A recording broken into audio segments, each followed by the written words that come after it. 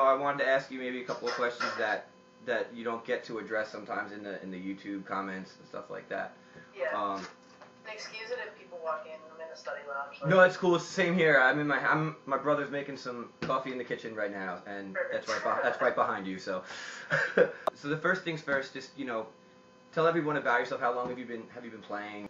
Well, my name is Jacqueline Cassell, and I do videos on YouTube. It's like my main kind of claim to fame, I guess you could say. It's like, I don't know, I didn't really think it was going to turn out to like what it is now. I just kind of started posting videos when I was around 14. I've been drumming for like 6 years. Yeah, I was about to actually ask. You've been playing for 6, and you've been posting videos for almost 4 years, right?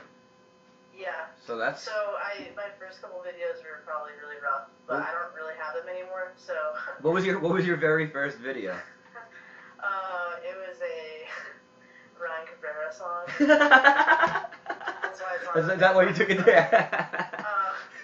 So that was my first video, but I pretty much just started playing in my garage on trash cans with my stepbrothers, and we thought we were awesome. And then one day I was like, I think I'm gonna get a real drum set, and both my parents were like, no, I don't think so, because it's loud and all that stuff. And I was like, no, I really want one.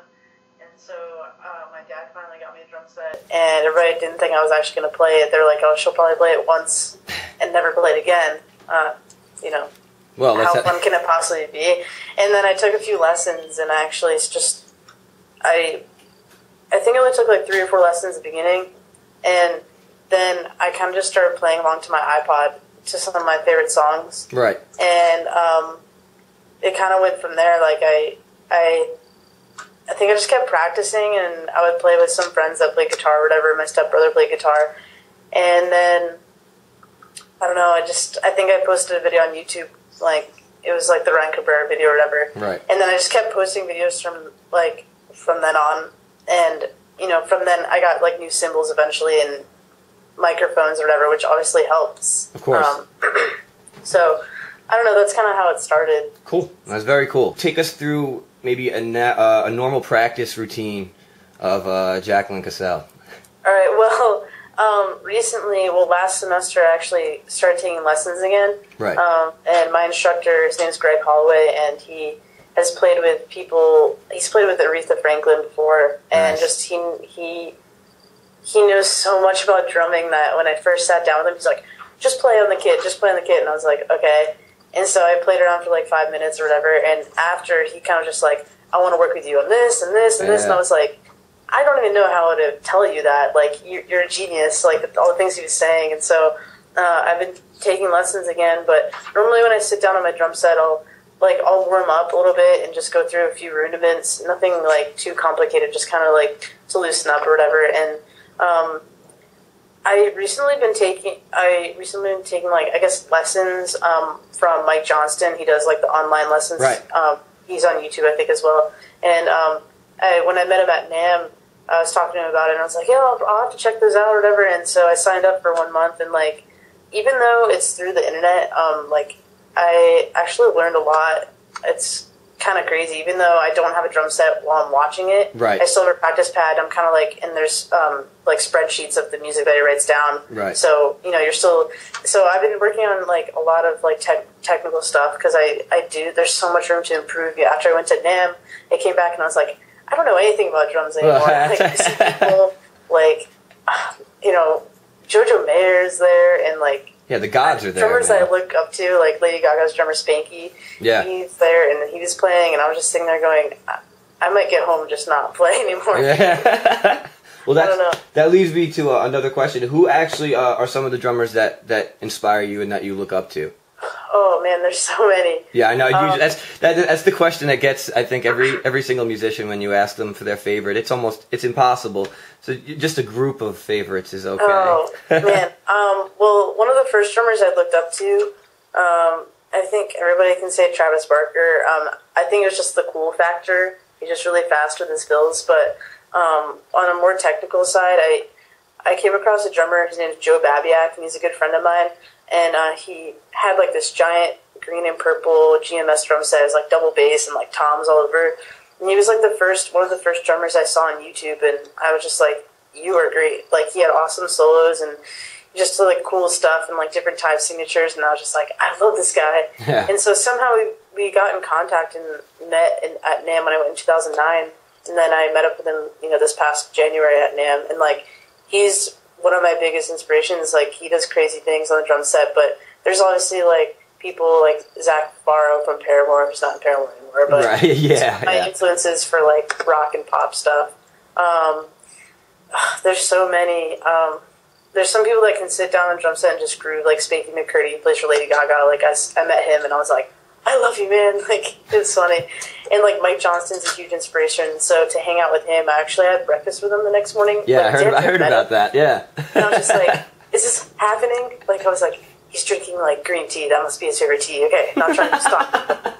I was just like, this is crazy. Note I watch people. him all the time on YouTube. Note people, Mike Johnson likes green tea. Yeah. And he was just, like, kind of like flipping out too. He's like, I watch your videos on YouTube and all this stuff, and I'm going, no. It's like, don't even worry about that. I was like, I watch your videos. It's crazy. So those are some of my biggest inspirations. There's so many I can't even really think of. I mean, I don't know. Thomas Lang's one of them, obviously. There's so many. Eric Moore. And I just met a bunch of them too. So yeah, I think it's amazing when you actually get the opportunity to meet idols. It's a great feeling, Especially, a lot of them seem to recognize you, like you said, like Mike Johnson is watching your videos. That's got to feel, really good. To know that there's a mutual respect. I was like, I didn't know how to speak. I was like, his wife is actually the one that was like, oh, you showed me her videos the other day, and I was like, wow. Yeah, I was like, no, wrong person. And I was just like, it meant so much. I was like, your wife watches my videos too, like, so it was crazy. It's just, the internet is scary, but awesome scary. So, but it's amazing to see how many people have actually seen my videos, or even people that are bigger, like Cobus and Chase, whom I got to hang out with at NAMM. Like, if people have seen my videos, I don't even want to know how many people have seen their videos. You're right. Practically. So. Well, the other thing actually I was going to ask is, you started doing this. We said this earlier that you started doing this just for the love of playing, and now over 3 million people have seen your videos. What was going through your head when you when you first like signed on and saw how many people were actually watching your videos and how fast the numbers were actually growing?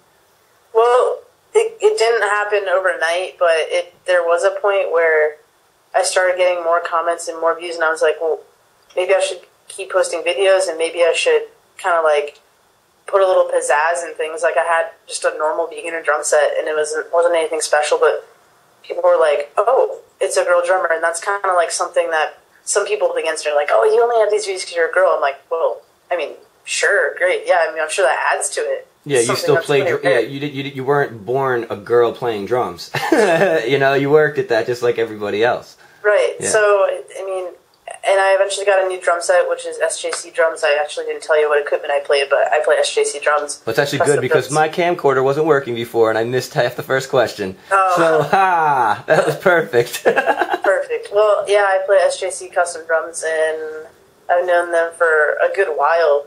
I think the beginning stages of my YouTube little, like, career here, I guess you could call it. I don't know.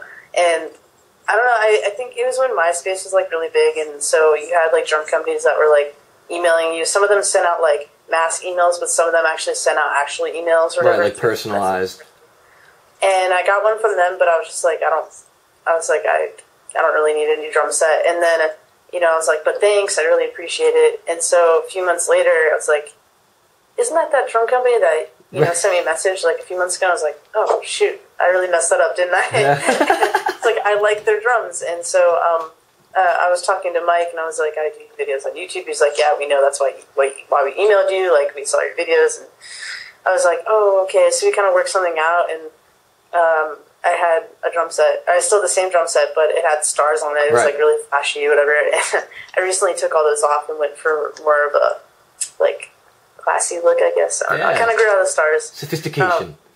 But I love SJC. They are an awesome company, and they really take care of their artists really well. That's what I like about them. So, and as far as cymbals, I play TRX cymbals, and they started out as a really small company. They're kind of a little bit smaller, but I've seen them grow a lot, even through the past year and a half or 2 years that I've been playing their cymbals. So I'm really happy for them, and I'm a big believer in like supporting companies, because obviously if you love a product, you're going to want to support them, and that's like one of the biggest things. So I love starting out with a company like TRX and being like, I love your product and I want to share it with everybody. So I'm a big believer in that, and you should be. I mean, if you want to play their equipment and get their equipment for a good price, like, you're obviously not going to be like, yeah, I played them, it's all right. Yeah, it shouldn't be a business move. It should be because you genuinely like the product. Exactly. Yeah. I think that's the biggest thing or problem that people have when they're like, oh, well, she has an endorsement or sponsorship. I don't care what it is. You can call it what it is. I just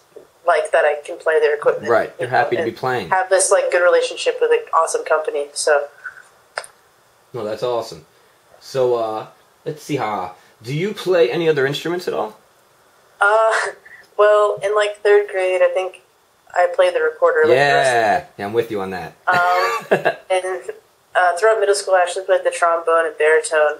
I couldn't probably play anything on it now, but it was for the time being. And then I played piano for a while. I still kind of can, but I don't like sit down and play piano every day. But right. I mean, there's probably a piano like in the arts center that we have here. I can probably fiddle with it, whatever. But I can read music for piano. That's kind of important. Right. That's kind of what I was gonna get at. Was you have experience basically reading not just drum notation, but actual melodic music and. Yeah, and I've kind of picked up some guitar because, as you know, drums are very loud and you can't just play them when you want. Yeah. So I kind of had to have something to fall back on. So I said maybe I'll just fiddle around with a guitar. My brother used to play guitar, and I would just kind of pick it up sometimes, just kind of look up some tabs and be like, how hard can it possibly be? Right. So I know like a few like things to play on the guitar, but I recently picked up the bass guitar because for some reason over winter break, I was like, I think I'm going to go get a bass guitar, and the bass player at my church sold me his for really cheap, and my mom was like, why would you play bass? And I was like, well, it goes with the drums, and they're both rhythm. So I said, why not? I mean, what do I have to lose? So I've been playing the bass guitar and teaching myself. So nice. So you're staying busy on it. So that's definitely good that you're working on more than one instrument at a time, and because I know a lot of times when people are bored, or not bored necessarily, but they can't use their instrument because it's too loud, they just fall back on like video games, or or sitting there, and I'm not a video game person. Yeah, it's cool to see that you're always kind of working on your craft in some way, shape, or form. Yeah, I can't imagine not having music, really. Yeah, no, I'm same here. I think you and a lot of other people could agree with that. Yes. It would be a scary world. So actually, you just mentioned for a second that I believe you got a bass from someone in your church. Yes. And I've seen videos before of you actually playing in like church gatherings. Mm-hmm. Tell us, does your faith inspire your playing at all? Does it affect your music, or are you inspired by any like gospel players or just the faith in general? Yeah, I mean it's kind of a funny story because I when I joined my church at home, and I really got into like being at church all the time because I was like brought up Catholic, so it's kind of like you have to go to Sunday school and you have to do this, so it's kind of just like a structured like regimen, like every Sunday let's go to Sunday school and all that stuff. So, but once I actually found like a church that made sense, like I found this church, it's like a non-denominational Christian church, and it makes sense now. And so I started going to church, whatever, and and it's a pretty big church, and I walked in there, I was like, I want to play on that stage someday. It probably will never happen, but I want to. And so like 2 years later, I started playing with them, and I think it was like one day the worship leader was like, don't you do videos on YouTube? And I was like, oh gosh. I was like, the Lord is watching. But can I just play drums with you, please? And so we're like, well, no, yeah, we want you to play drums with us, blah, blah, blah. So, but that's kind of how I got involved with that. But it's really actually helped me too, because it's, like I had a band for a while, but I played for more people at my church than I did with my band, because my church holds like a couple hundred people, right, or more than that. So it was a good experience. And that's great stage experience for sure. Yeah, oh yeah. And you know, you get to work with a clique, and I hadn't worked with a clique before I joined, or actually, when I joined my band, I started playing with a clique because we had loops and all that confusing stuff. But how do you like working with the clique, by the way?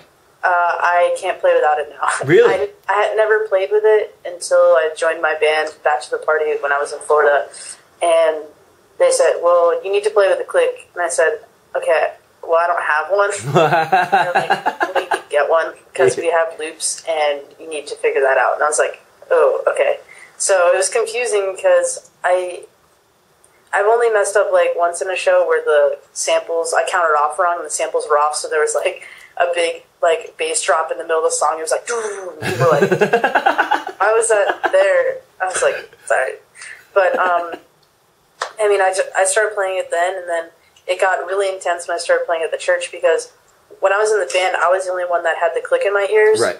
But at the church, everybody had it in their ears. So really? If I was off time, everybody would know and they because can pick up? They can all hear it. So wow. that was a big challenge for me. And plus, you have the pressure of being in front of a big audience, and you have the pressure of playing with people that are professional musicians because, right. You know, they hire people that like know what they're doing and have a great passion for their instrument and, you know, God and all that. So right. I was really nervous the first time I played with them because you guys are like really good. Like, this is scary. So there's some pressure playing with them, but it was fine. It's so much fun. Awesome.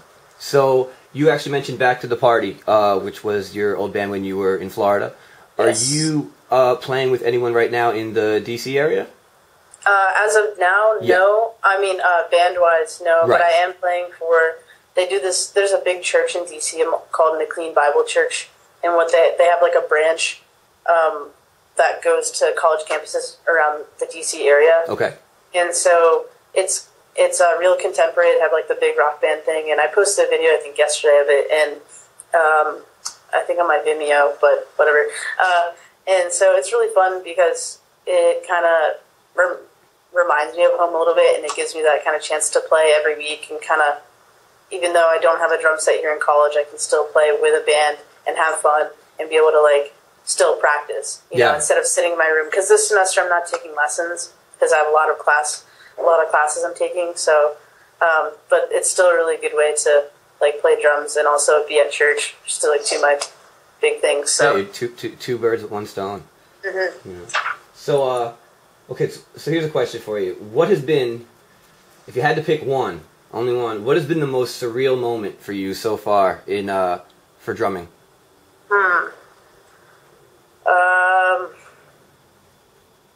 Oh man, surreal.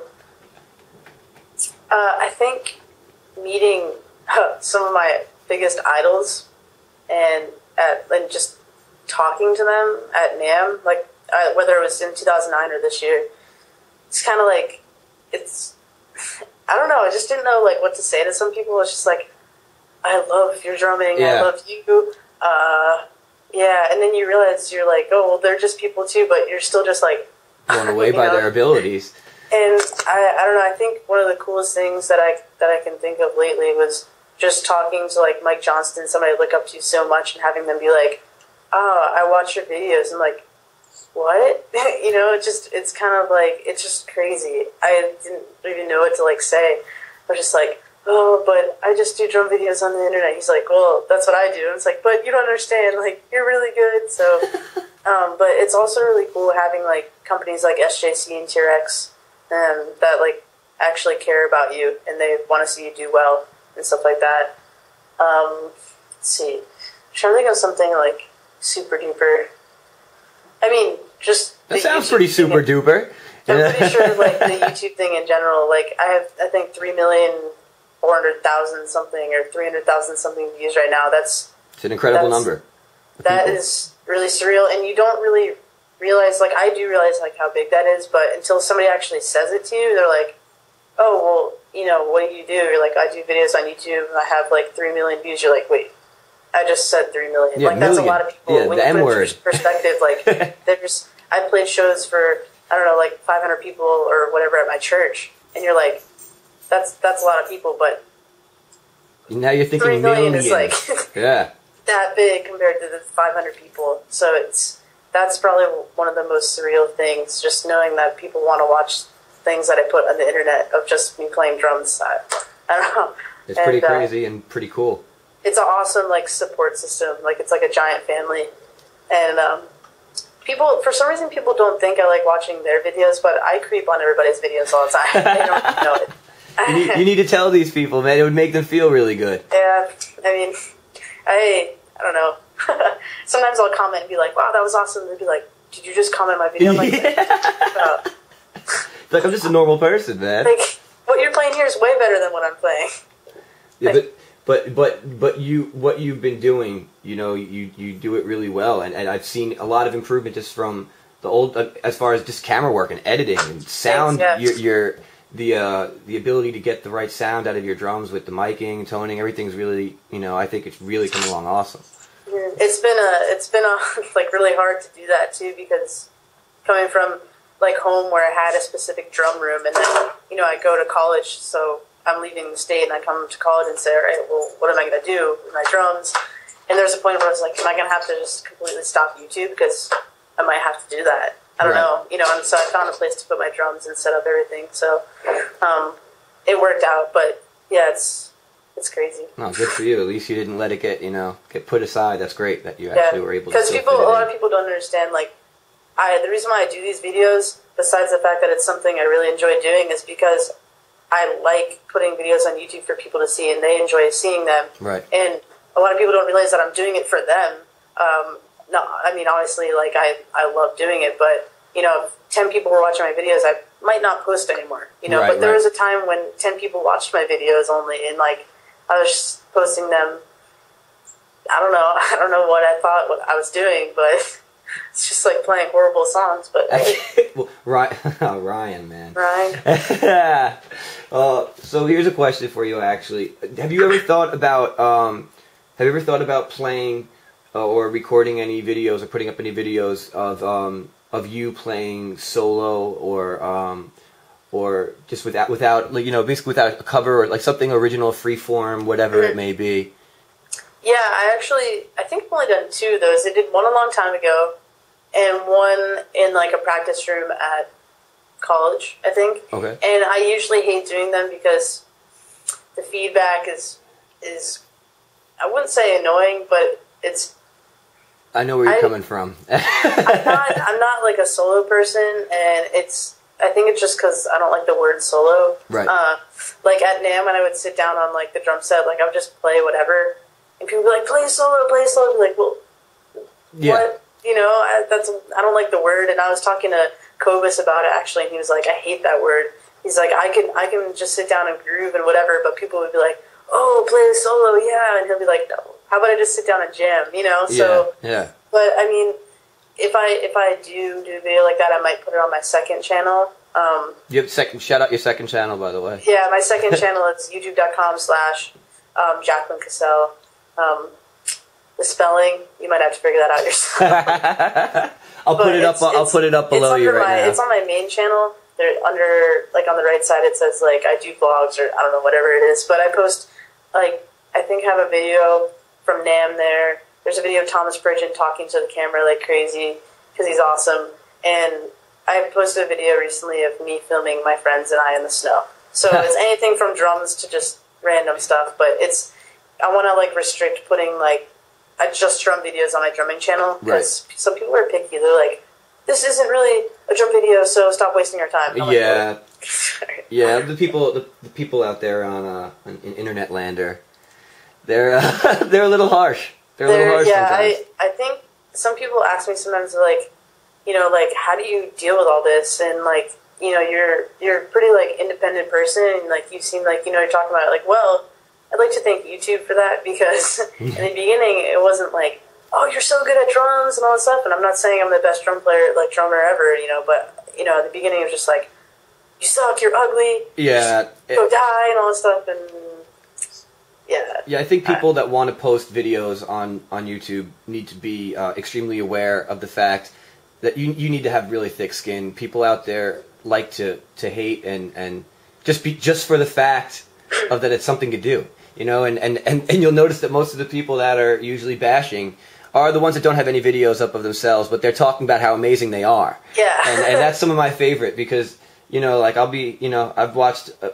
almost all of your videos, and every once in a while I'll see someone has a sly comment in there, and I just noticed that they don't have anything up of their own, and you know, it's interesting how people try to belittle other people sometimes, and I think it's important that you stress that you can't let that get you down, and you need to and like by any means, not saying I am like a professional drummer. People have issues with that, and I mean, people will complain. They'll be like, the drumming's horrible in this video. And I'll be like, well, maybe you should talk to the person that wrote the song and wrote the drum parts. Right. That's not my problem. Right. I don't know. They're like, you should play some like Avenged Sevenfold or like Rush or something, and I'll be like, that's not what I listen to. Like I don't like that's one of the major problems I have. People like, play something more challenging. It's like I'd rather sit down and play something that I can like have fun and enjoy playing than stress over and be like, well, I don't have a double kick, so I can't do this song, and I don't have a China, so I can't do this song, so how am I going to do this? It's like, it's too much like stress for something that I don't really want to do. That you don't enjoy, Like, so, but I just like to have fun with it. That's my main thing. Like, I'll do a cover of, I don't know, a Disney theme song. I'd probably have super, like, horrible comments about it, but it'd probably be really fun. Well, yeah, because you enjoyed it. Yeah. So, I have 2 more questions, and then I'll let you go. One is, what would be your dream gig? If you could, would you want to be in a band, or would you want to be behind the scenes? Is it, would you want to, but how would you want to fit in there? You could pick anything you really want. It could be any musical situation. Well, I think it would be really awesome to play, like, one show, like, sold out, like, in Madison Square Garden or something like that. And this is going to sound, people are going to judge me, like, so bad on this, but the other day, I went and saw the Justin Bieber movie. Yeah, so I saw. Okay. And, that movie inspired me a lot. Like, I was just like, I respect the kid. He knows what he's doing. Like, he has good stage presence and all that. He works hard. And then I was thinking, there's somebody playing the drums there. I was like, that must be awesome. Yep. Like, that must be such an awesome feeling. And, like, I realized, like, it doesn't really matter, like, if you're playing for Miley Cyrus, Justin Bieber, whoever it is. It's like, if you enjoy, like, doing it, then do it. Yeah, like, exactly. If somebody was like, hey, play for Justin Bieber tomorrow, like, of course I'd do it. I would do it. I would do it for free. Are you kidding me? Yeah, exactly. Yeah, for free. And so I think a dream gig would be, like, playing one show or something like that with, like, Paramore, like, Justin Bieber, just some big show. Like, even though I've played in a smaller band, we played shows for as many as, I don't know, maybe 300 people. Right. And that's, like, a huge rush of adrenaline. So I can't even imagine playing for, like, hundreds of thousands of people. It's just, like, that must be so scary but awesome at the same time. Yeah, a bit of both. No problem. All right, and the last question, what would you like to say to all of your fans and supporters out there that have been sticking with you the whole time and enjoy watching your videos? Well, I mean, without them, I don't know if I would, like, still be posting videos. Like, a huge thank you, because it's like awesome that I can play the drums and post on YouTube and share it with you guys and everybody, and have them, give me feedback and say, like, oh, you need to do this next time or whatever. And it's like I said, it's like a huge family. It's awesome, and it's something I really love doing. And because of that, I've gotten to play awesome equipment like SJC, TRX, and stuff like that. So, thanks for watching my videos. It's unreal. Like, 3 million views. It's more than I guess could have ever asked for. Like, when I started in this YouTube thing, I didn't think it was going to go anywhere. So, but I'm, like, really grateful and, like, all that for the internet and YouTube in general. So, yeah. So, big thank you and hug from me. All right, so right back at you. And so thank you very much to Jacqueline Cassell for taking the time to talk to us. And having me. And it's our pleasure. Full study room. Yeah. So do me a favor. Tell everyone where they can see this interview. Just head on over to kindbeatsdrums.com and check it out.